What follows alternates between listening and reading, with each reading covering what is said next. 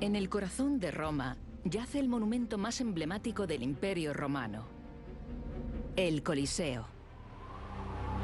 Este majestuoso anfiteatro, el mayor de la antigüedad, es una de las nuevas 7 maravillas del mundo. En todos los aspectos hay algo extraordinario. Es una mejora en todos los sentidos. Es la naturaleza gigantesca de Roma, el deseo de lo extraordinario, de lo desmesurado. Construido durante el primer siglo de la era común, el Coliseo es el símbolo de la dominación de Roma sobre una vasta parte del planeta. Además, marcó el nacimiento de una nueva dinastía. Roma se alimentaba de espectáculos en un anfiteatro a la altura de sus ambiciones y de su lugar en el mundo mediterráneo. Esta antigua megaestructura única asombra por su tamaño. 188 metros de largo por 156 de ancho y 48 metros de alto. Cuenta con un aforo para 50.000 espectadores, más que el Parque de los Príncipes de París. El arquitecto que diseñó todo este complejo era un genio.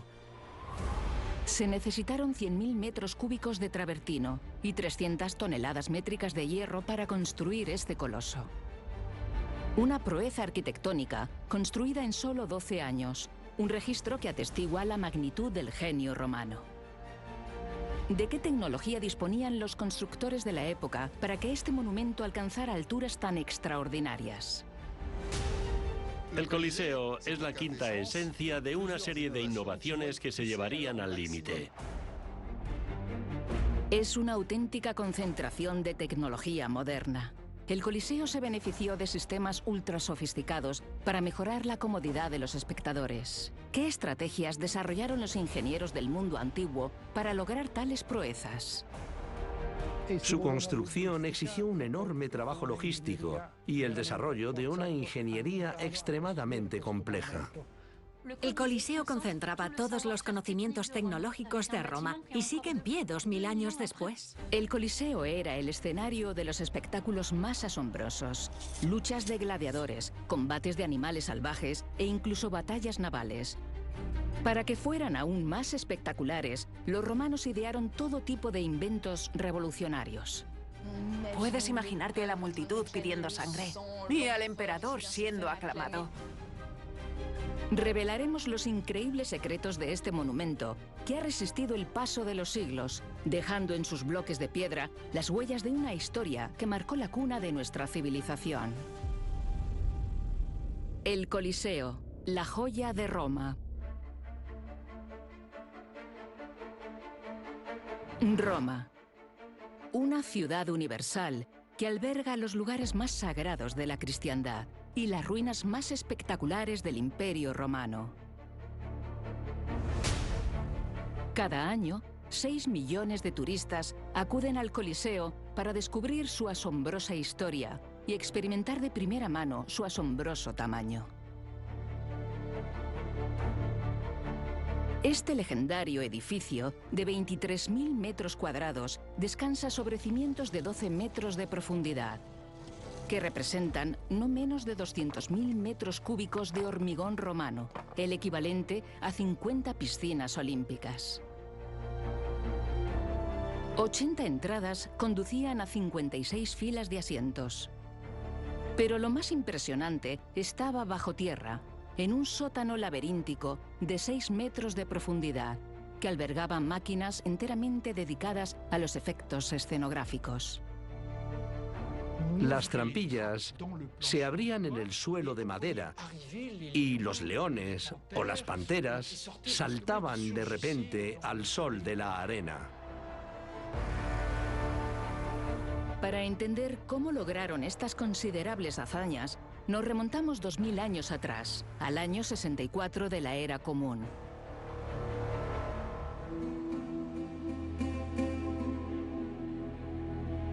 Roma estaba entonces gobernada por Nerón, que había pasado a la historia por ser un tirano extravagante. Cuando Nerón llegó al poder fue muy popular. Fue generoso y organizó muchos juegos. Se aseguró de que su pueblo no pasara hambre. Pero cuanto más poderoso se volvió con los años, menos tuvo en cuenta el Consejo del Senado en sus decisiones. A medida que avanzaba su gobierno, Nerón se aisló cada vez más, provocando el odio de la élite romana.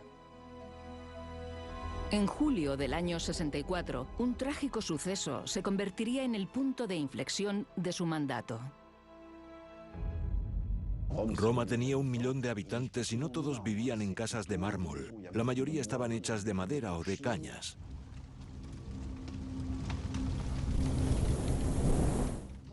Roma ardió durante una semana entera. Fue totalmente arrasada. Casas y edificios dedicados a espectáculos, como el anfiteatro, desaparecieron entre las llamas. Mientras los romanos lloraban y empezaban a reconstruir sus hogares, y esperaban que los lugares de ocio pronto resurgieran de entre las cenizas, Nerón se decantó por una megalomanía extrema. Sobre ruinas aún incandescentes, construyó un grandioso palacio privado, la Domus Aurea. Desahuciaron a varios senadores y se apropiaron de sus tierras en el centro de Roma. Estos hombres se sintieron despojados de sus vidas. Este enorme complejo palaciego de 50 hectáreas tenía un enorme lago artificial y una estatua colosal del emperador. Vació las arcas del imperio, así que el Senado empezó a decir que las cosas no podían seguir así. El Senado vio en esta metedura de pata una oportunidad de oro para derrocar al emperador, al que ahora consideraban un tirano. En el año 68, Nerón fue víctima de un golpe de estado y se suicidó. A su muerte siguió un periodo de agitación política. 3 emperadores se sucedieron rápidamente, pero ninguno de ellos fue capaz de imponerse. Fue entonces cuando surgió una figura, un general que dejaría su huella, construyendo el anfiteatro más grande del mundo, Flavio Vespasiano. Este líder militar destacó por su genio estratégico a miles de kilómetros de la capital, en Judea. Impresionó tanto la forma en que sofocó la feroz rebelión de los judíos, que lo convirtieron en aspirante apto para emperador. Vespasiano fue elegido emperador por defecto, después de que todos los demás pretendientes fueran perdiendo su credibilidad. Recibió tal apoyo de la mayoría del ejército romano que disuadió a cualquier otro pretendiente de hacerse con el poder. Vespasiano era respetable y respetado, su candidato ideal. En el año 70, Vespasiano abandonó Judea para ser coronado emperador de Roma, dejando a su hijo Tito la supervisión del exitoso asedio de Jerusalén. Pero Vespasiano, con origen de clase media y no patricio, necesitaba encontrar una forma de ganarse los corazones y las mentes de los romanos para fundar una nueva dinastía. La única forma de afirmar su poder en Roma era demostrar su legitimidad, construyendo algo grande, algo enorme, y eso fue el Coliseo. Roma carecía de anfiteatro desde el gran incendio del año 64. Para Vespasiano, recuperar los combates de gladiadores y los deportes en la ciudad era la mejor manera de obtener el apoyo de toda la sociedad romana. En el año 70, él y sus ingenieros empezaron a diseñar el anfiteatro más imponente jamás construido. Contaría con una arena de 2 hectáreas y capacidad para 50.000 espectadores.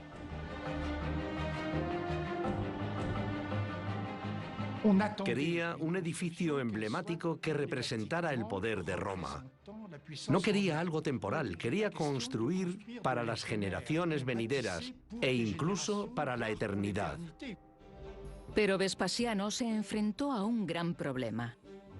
Roma era muy densa. Así que, ¿dónde podría construir un anfiteatro monumental sin demoler viviendas y provocar la ira de la población?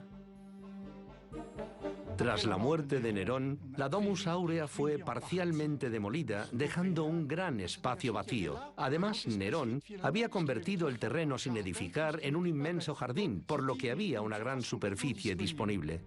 Vespasiano decidió erigir su anfiteatro justo sobre el lago artificial de su predecesor.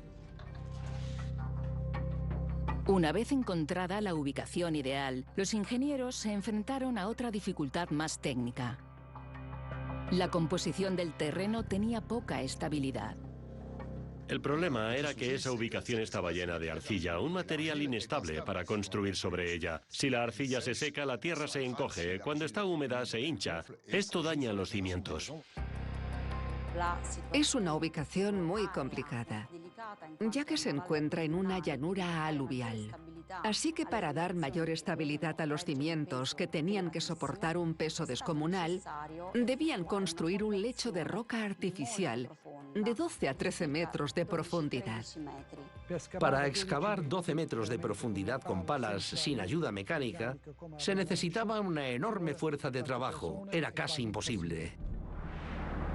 Entonces, ¿qué procedimiento técnico idearon los ingenieros romanos para sortear este problema? Una de las hipótesis planteadas por algunos investigadores es que primero cavaron una fosa de 6 metros de profundidad y vertieron un anillo de hormigón de 60 metros de ancho. Las 30.000 toneladas de tierra excavada se usaron entonces para elevar el terreno que rodeaba la fosa. A continuación, vertieron un segundo anillo de dimensiones similares sobre el primero, logrando así unos cimientos de hormigón de 12 metros de altura con un perímetro exterior de 580 metros. Una cimentación excepcional.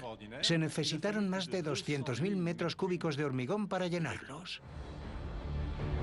La excepcional envergadura de los cimientos no era la única característica que atestiguaba la ingeniería romana. El hormigón vertido para formar el lecho de roca artificial tenía cualidades asombrosas. La región que rodea Roma tiene mucha ceniza volcánica.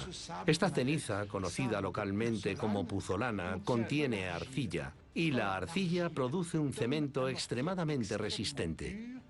El hormigón romano era una mezcla de arena, cal y puzzolana a la que se añadían áridos. Esta mezcla producía una reacción química y cuanta más agua se añadía al hormigón, más duro se volvía.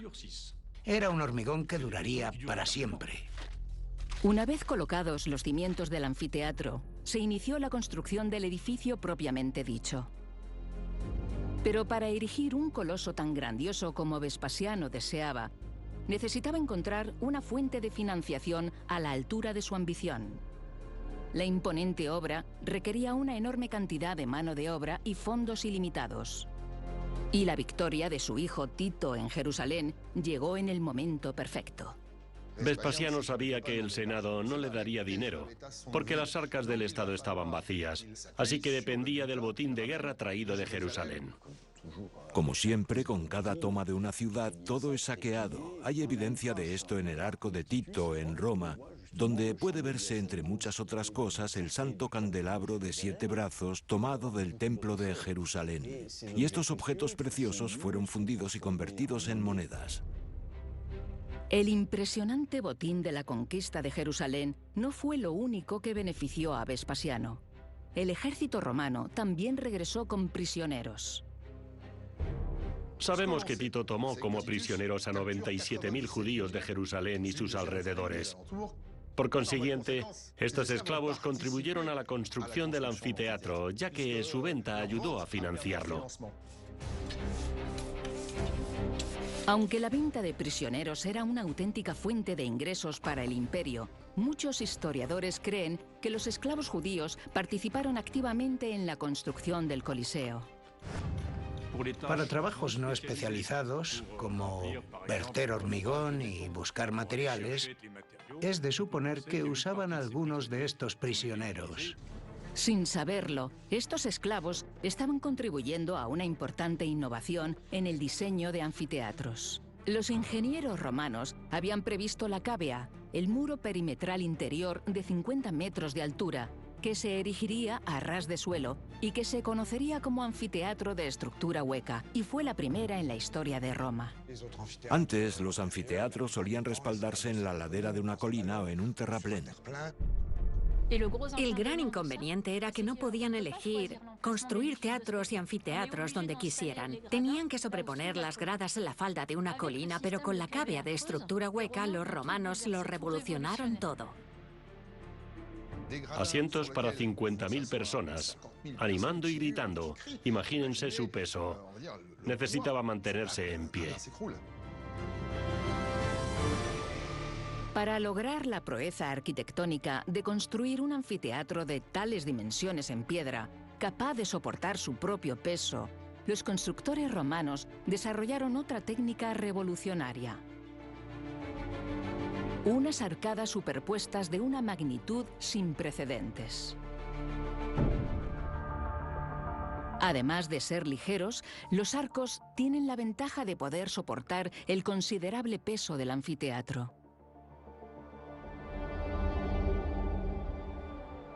Las fuerzas verticales de la estructura son absorbidas primero por las dovelas y luego se propagan a lo largo de los dos pilares. En la construcción del Coliseo, todo se pensó cuidadosamente para que el monumento perdurara. Los pilares de carga estaban hechos de un material extremadamente resistente, el travertino. El travertino tiene la enorme ventaja de ser una roca semidura fácil de moldear. También es una caliza sedimentaria biogénica bastante húmeda, que se vuelve muy dura al secarse, lo que la hace resistente a cargas pesadas. Incluso hoy en día se pueden apreciar pequeñas hendiduras que nos permiten comprender cómo los romanos encajaban los bloques de travertino. Un proceso que requería el uso de otro material en proporciones colosales, el hierro. En la parte superior de cada bloque hacía unas hendiduras, como rectangulares, con una pequeña conexión. El hierro fundido se vertía en el interior de los orificios y una vez enfriado y solidificado, actuaba como una especie de pegamento que mantenía unidos los bloques. Se calcula que en el Coliseo se emplearon 300 toneladas métricas de hierro, una cantidad considerable. Los arcos tienen otra gran cualidad. Se podían reproducir idénticamente con facilidad.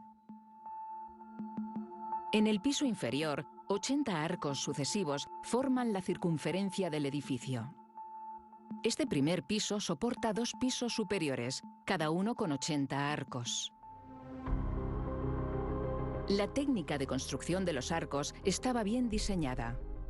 Una vez erigidos los pilares, en la parte superior colocaban un marco de madera llamado centrado. Luego bloques de piedra y por último la dovela. La dovela consolidaba los bloques, permitiendo eliminar el centrado de madera. Una operación reproducida 240 veces para formar una gigantesca elipse de 540 metros de perímetro. La elección de la elipse permitía que los arcos se apoyaran entre sí. No era solo una restricción tecnológica. También se ajustaba a la evolución de los juegos romanos a lo largo de los siglos. La elipse es la forma perfecta para una visibilidad ideal. Pero es una forma geométrica compleja. Una elipse es una forma geométrica calculada a partir de 2 puntos focales. Cuanto más se amplía, más se aproxima a un círculo. Para resolver este problema, los ingenieros romanos se basaron en 4 porciones semicirculares unidas entre sí. Las ventajas de la forma elíptica de los asientos iban mucho más allá de proporcionar una vista ideal. El interior del anfiteatro formaría una Roma microcósmica en la que estarían representados todos los estratos sociales, desde el emperador hasta el esclavo, una forma de unir a una población que, sin embargo, se atenía a una estricta jerarquía. Aunque Vespasiano quería construir el mayor anfiteatro de la historia, insistió en la belleza del edificio. En la fachada se superponen los tres órdenes arquitectónicos heredados de los antiguos griegos. Mientras que las columnas de los arcos hablaban a los conocedores del arte griego, otros elementos más extravagantes eran fuente de asombro general. En la fachada exterior del Coliseo había 160 estatuas de bronce dorado. El Coliseo era frecuentado por todo el mundo y Vespasiano quería compartir parte de su prestigio con toda la población. Quedan pocos vestigios de estas estatuas que representaban a las divinidades de la mitología griega.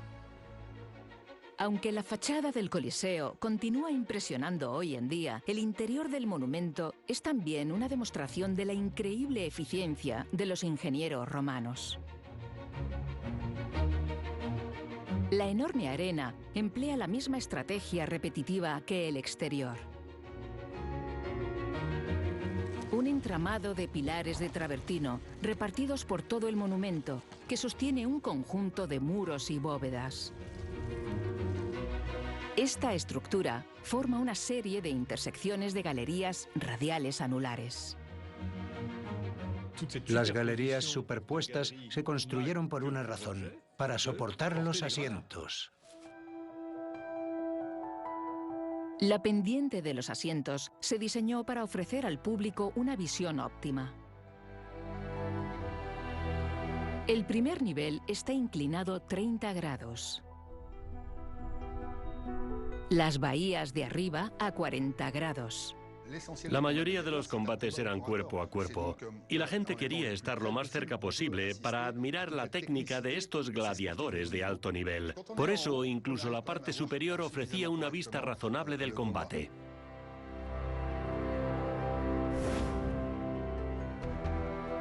Los muros radiantes a nivel del suelo, que soportan la mayor parte del peso, son principalmente de toba y travertino. Ambos tipos de piedra son conocidos por su resistencia, con el inconveniente de ser muy pesados. Así que para los niveles superiores se usó otro material, ladrillos. Los ladrillos son un material de construcción muy práctico porque son extremadamente polivalentes y fáciles de manipular y transportar. Se usaron sobre todo para los niveles superiores, donde todas las paredes radiantes son de ladrillo. Esto los hace mucho más ligeros que los muros de piedra.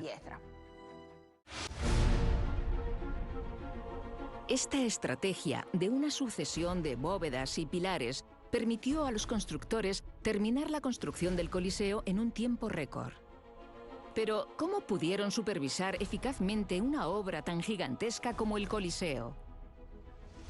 Para evitar problemas, la administración romana recurrió evidentemente a subcontratistas. Vespasiano aspiraba a construir algo magnífico, así que decidió las líneas maestras del edificio, el tamaño, el volumen, etc. Pero, como no podía supervisar la construcción a diario porque tenía cosas más importantes que hacer, ¿a quién le dio el trabajo? A las societas. Una societas era una sociedad entre personas lo suficientemente ricas para fundar una asociación financiera, industrial o comercial, y a ellas les daban licitaciones. El lugar de trabajo se dividió en 4 secciones, con cada una progresando independientemente, pero en perfecta coordinación. De hecho, había 4 lugares de trabajo supervisados por 4 jefes diferentes, porque podemos observar una serie de ligeras diferencias entre las 4 partes del Coliseo, correspondientes a las 4 esferas de la elipse. Una ventaja era que si había un problema en una parte de la construcción, no se impedía a las otras 3 continuar su trabajo. Esa era la primera. La segunda era cierto grado de emulación. Si la mitad de la cavea de la sección este se completara antes que las demás, sería un poco humillante para las otras secciones. Las obras del Coliseo se organizaron para que varias cuadrillas pudieran trabajar al mismo tiempo. Mientras una cuadrilla erigía los grandes pilares de travertino, la otra podía trabajar en el suelo construyendo las bóvedas y los muros radiantes que conducen al centro de la arena. Estaba muy bien organizado. Unas cuadrillas trabajaban a nivel de suelo, mientras que otras continuaban hacia arriba construyendo las arcadas. El Coliseo fue diseñado para ser el edificio más grandioso de Roma, con capacidad para más de 50.000 espectadores, un número enorme. Gestionar su afluencia era una gran preocupación de la administración romana, que temía una estampida mortal.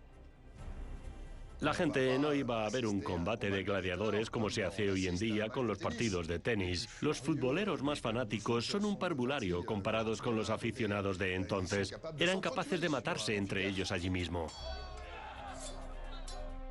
La estructura hueca, formada por numerosas galerías, era la solución ideal.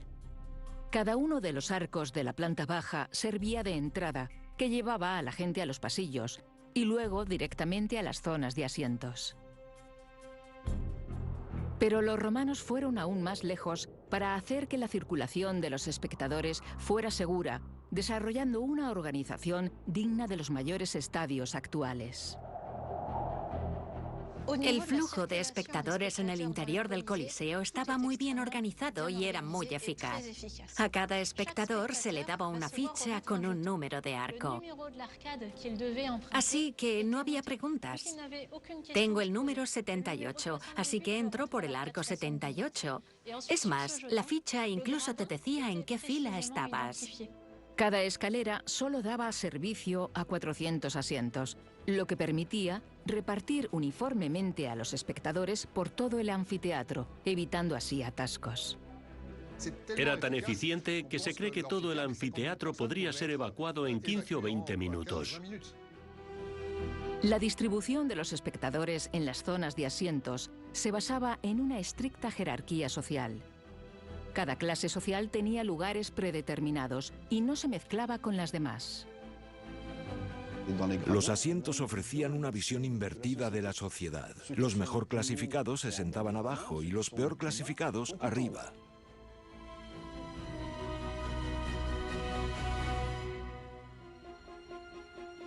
Los asientos de la primera fila estaban reservados para los senadores. Diversas excavaciones han demostrado que los asientos más cercanos a la arena estaban revestidos de mármol. Justo encima se sentaban los caballeros, la clase media alta de Roma. Por encima de ellos, las clases medias y los plebeyos. Y por último, justo arriba, en asientos de madera, los esclavos y las mujeres.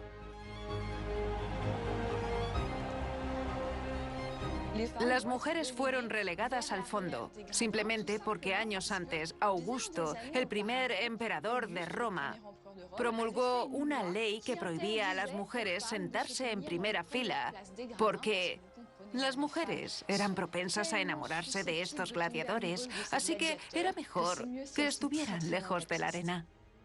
Vespasiano nunca vio a la población de Roma presente en el Coliseo.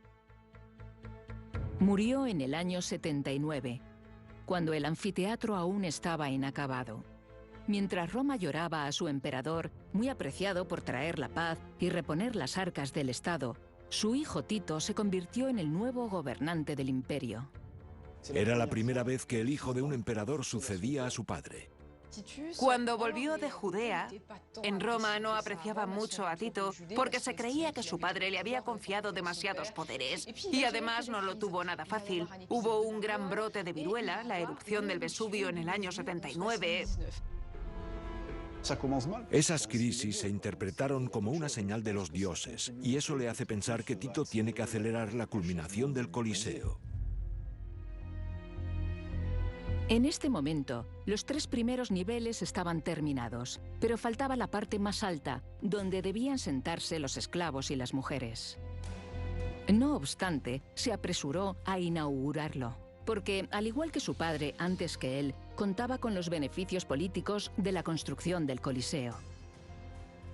Los romanos estaban deseando ver qué había dentro de un edificio tan gigantesco y grandioso. Y como Tito no era desagradecido y tenía prisa por instaurar plenamente su reinado, organizó una serie de juegos espectaculares.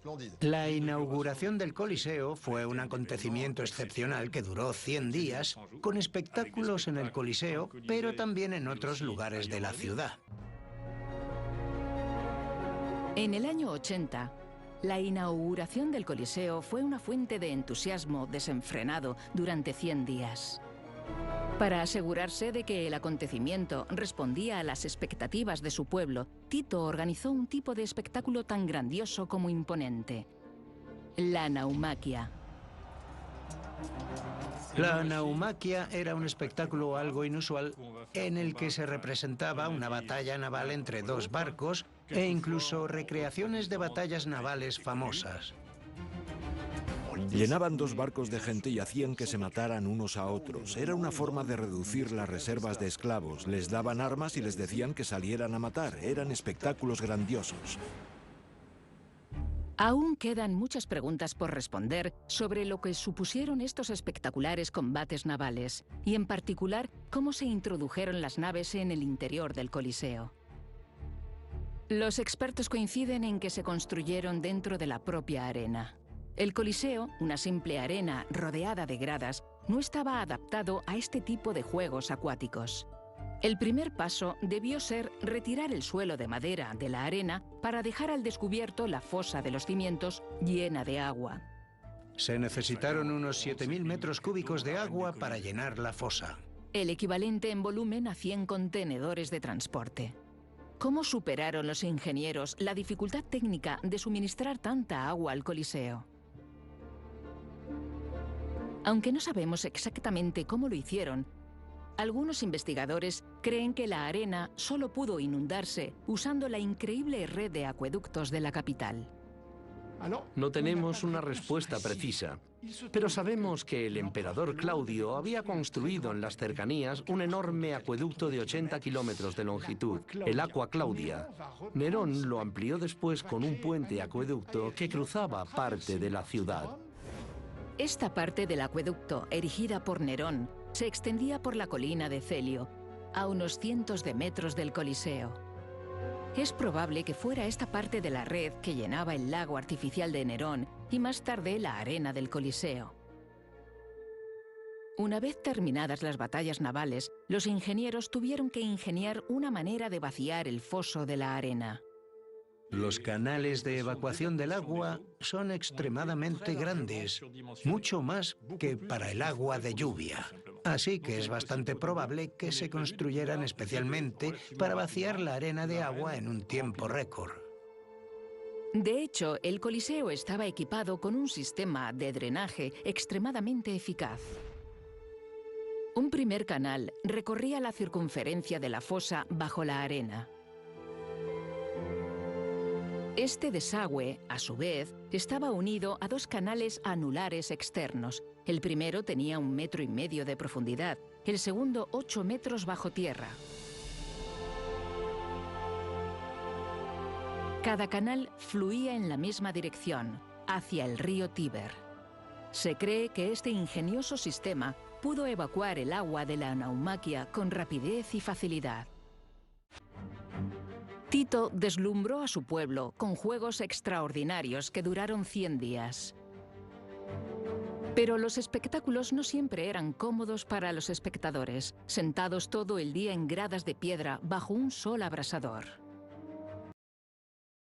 Para que sus días fueran lo más agradables posible, los constructores idearon innovaciones tecnológicas realmente modernas. Los romanos hacían todo lo posible por mantener a la gente fresca a la sombra, para que pudieran disfrutar plenamente de los espectáculos. Levantaron un enorme anillo de cuerda de un material perecedero como el cáñamo. Esta cubierta se extendía alrededor de toda la superficie de la cavea. Este toldo gigante, conocido como velario, ha fascinado durante mucho tiempo a los investigadores. Los orificios encontrados en las piedras de la parte superior del edificio ofrecen una pista sobre cómo funciona este increíble sistema. Desde el punto de vista tecnológico, el velario era asombroso. 80 toneladas de material suspendido en el aire, 68 de cuerda y 12 toneladas de toldo. Comenzaron con un largo anillo de cuerda central que se uniría mediante cuerdas radiantes a los mástiles de madera de la parte superior del Coliseo. Estas cuerdas pasaban a través de los agujeros en la parte superior y descendían por la fachada exterior del Coliseo. Después se emplearon cabrestantes fijados a volardos para elevar el anillo central a una altura de 18 metros por encima de la cávea. A continuación, se desplegaron rollos de lino a lo largo de las cuerdas suspendidas. Se cree que este increíble sistema era operado por marineros de la flota de la Guerra Imperial. Se necesitaban más de 500 hombres para manejarlo. Cuando la luz del sol se filtraba a través de la tela ondulante, debía de crear efectos cromáticos asombrosos que también formaron parte del espectáculo. Pero el velario no fue el único elemento empleado para mejorar la comodidad de los espectadores en el interior del Coliseo. Los romanos llevaron más allá sus conocimientos tecnológicos para contrarrestar el calor abrasador. Tenían el lujo de atomizadores con agua perfumada. Había grandes bombas que rociaban esta agua perfumada como un aerosol sobre las zonas de asientos. El atomizador de agua, inventado por los romanos, sorprendentemente innovador para la época, funcionaba como una antigua boca de incendios. 2 cilindros, en cuyo interior funcionaban alternativamente 2 pistones, alimentaban de agua un depósito central. La mezcla de aire comprimido y agua, a continuación, proporcionaba un chorro continuo de niebla refrescante. Pero la ventaja política que ganó con esta espectacular inauguración duró poco para Tito. El joven emperador murió de una enfermedad al año siguiente y su nivel de popularidad rivalizó con el de su padre Vespasiano. Con la dinastía Flavia ahora bien establecida, su hermano Domiciano fue catapultado a la cabeza del imperio. Y con él comenzó un nuevo capítulo de la historia del Coliseo, sin duda uno de los más sensacionales. Domiciano no era muy querido por su padre, quien había apostado totalmente por Tito, dejando de lado a Domiciano. Así que cuando Domiciano sucedió a Tito, no estaba preparado para reinar. No sabía cómo actuar, cómo dirigirse al pueblo, cómo dirigirse al Senado. Una vez más, fue gracias a su pasión por los juegos y el Coliseo que pueblo y emperador se unirían. Domiciano era un gran aficionado a las luchas de gladiadores, así que tenía un apego muy especial al Coliseo. Afortunadamente para el recién coronado emperador, el enorme anfiteatro aún no estaba terminado. Había que construir la estructura subterránea o hipogeo. Esto eran los bastidores, ocultos a la vista del público. Un laberinto de pasillos construidos principalmente en ladrillo para albergar toda la maquinaria y las idas y venidas necesarias para montar unos espectáculos tan sorprendentes. El mayor problema material del Coliseo era dónde almacenar los decorados, dónde se prepararían los gladiadores, dónde guardar las armas y los animales, especialmente justo antes de un espectáculo. Hasta entonces, el hipogeo del anfiteatro se había adaptado precaria y provisionalmente a la magnificencia de los espectáculos ofrecidos. Así, Domiciano también dejaría su huella en este emblemático monumento. El foso, de 6 metros de profundidad bajo la arena, sería dotado de 15 galerías, 6 siguiendo la línea oval de la arena, y otras 9 que van transversalmente de este a oeste. En las profundidades del Coliseo se cruzaban fieras, tramoyistas, gladiadores y condenados a muerte. Todos ellos, voluntariamente o no, participaron en la variedad de espectáculos sangrientos del anfiteatro. se quedaban en el Coliseo todo el día. Por la mañana había un espectáculo de caza, luego a mediodía la élite iba a comer a las posadas cercanas, pero la plebe se quedaba porque si se iba perdería el sitio. Y como el espectáculo tenía que continuar, procedían a las ejecuciones públicas. Y por la tarde salían los gladiadores. El público romano era muy exigente. Querían algo más impactante que aquellos combates. También exigían dramatismo y decorados espectaculares. El anfiteatro necesitaba todo un sistema para escenificar los espectáculos, para hacer aparecer a los gladiadores, las fieras y los decorados y luego hacerlos desaparecer. ¿Cómo sacaron a los animales salvajes de las profundidades del hipogeo a la luz del día de la arena? Para crear decorados impresionantes, los romanos instalaron una maravilla de la ingeniería: ascensores con jaulas que se activaban mediante cabrestantes con mástiles de 6 metros de altura.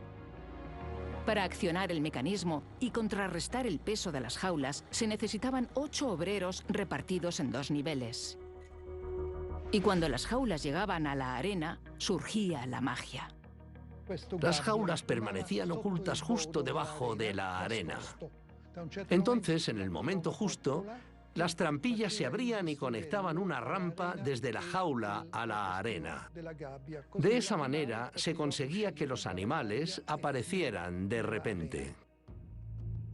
Las excavaciones realizadas en el hipogeo muestran que el Coliseo tenía 28 de estos ascensores.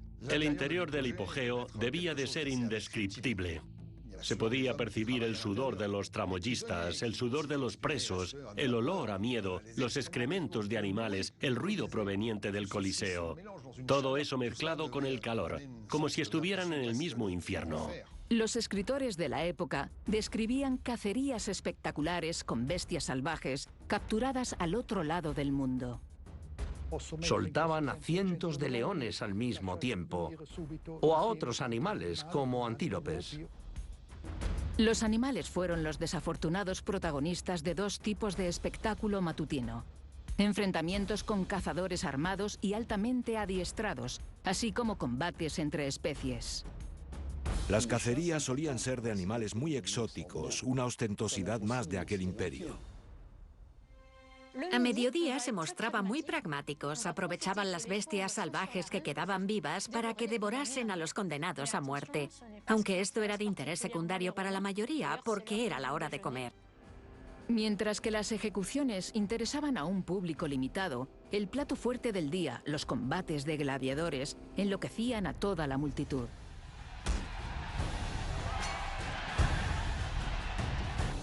Eran los dioses de la arena, fascinaban a todo el mundo, hombres y mujeres, desde el esclavo hasta el emperador. Estaban los fanáticos de los grandes escudos contra los fanáticos de los pequeños escudos.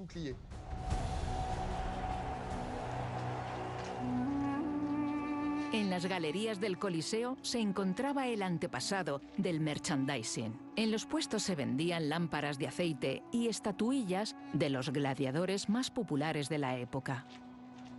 Los romanos creían en la magia y muchas matronas creían que se podía hacer una poción de amor con el sudor de los gladiadores, porque como los gladiadores eran viriles, su sudor reproduciría su virilidad en sus maridos o amantes. En contra de la creencia popular de que los gladiadores siempre luchaban a muerte, a menudo se salvaban. Los gladiadores eran entrenados por un hombre de negocios, una especie de mercader, un lanista en latín, que se ocupaba de ellos durante toda su carrera. Su comida, su alojamiento. Un gladiador era una gran inversión, así que lo último que quería un lanista era que muriera. Los hombres morían en el anfiteatro, no era un ballet, pero estaba muy estandarizado. Los espectadores no querían la muerte, querían admirar la técnica de combate, al gladiador vencedor haciendo que el perdedor se sometiera a él.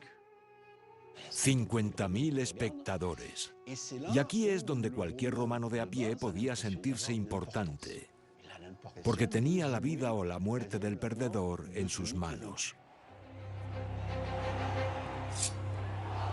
Agitar un pañuelo blanco expresaba el deseo de perdonar al perdedor. mientras que poner la mano hacia abajo señalaba una intención menos misericordiosa.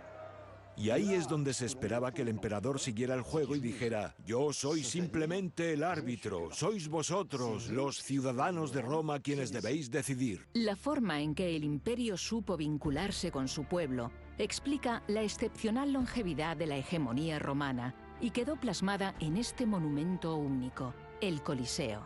El Coliseo es una maravilla de Roma, de la historia. Era el corazón de Roma y el corazón de la política romana. Este gigante de piedra, símbolo notable del saber hacer romano, sigue en pie 2000 años después de su construcción. Nunca ha dejado de inspirar la imaginación de nuestra civilización.